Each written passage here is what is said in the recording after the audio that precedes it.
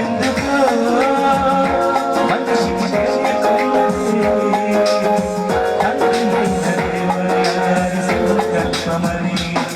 ఎందుకో మనిషికి తెలియకున్నది తండ్రి అయిన దేవుని సంకల్పమని. అయిన దేవుని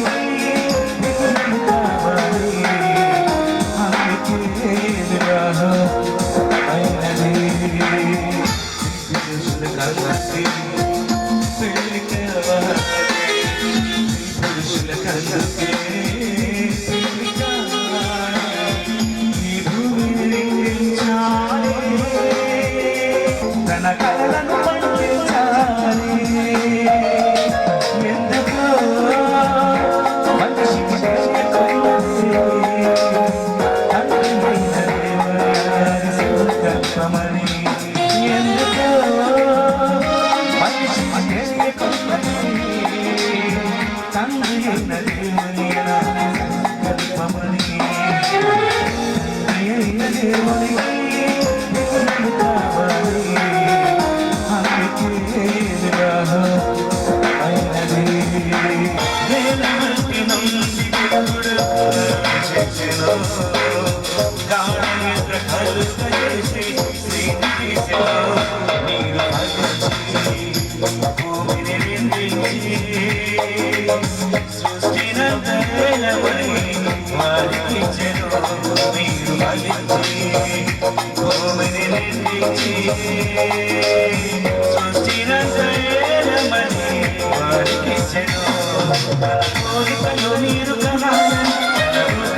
తనకు కావాలని తన పోలికతో నీరు కనాలని తన రూపంతో తనకు కావాలని తండ్రి గురించి తెలుసుటకే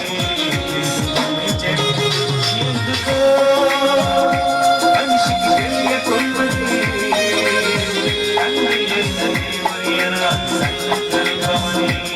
ఎందుకో మనిషికి తెలియకున్నది తండ్రి అయిన దేవుని సంకల్పమని.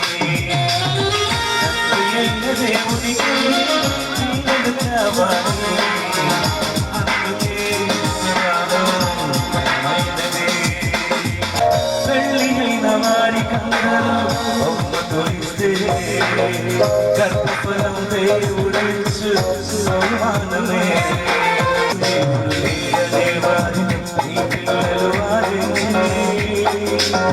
దేవుడున్నాడని రుజువు చేయాలి. దేవుడు లేనివారి నీ పిల్లలు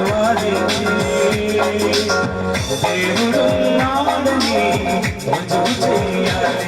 నీ పిల్లలను ఇలాగే పెంచాలని పిల్లలు ఇలాగే పెరగాలని పిల్లలను ఇలాగే పెంచాలని పిల్లలు ఇలాగే పెరగాలని తండ్రి గురించి తెలుపుటకి జన్మించెను. ఎవరికి తెలుసు ఆ తండ్రి మనసు మన కోసం మనలను కాపాడని. ఎవరికి తెలుసు ఆ తండ్రి మనసు తన కోసం మనలను కాపాడని. తండ్రి అయిన దేవునికి కావాలి అందుకే వివాహం ఘనమైనది.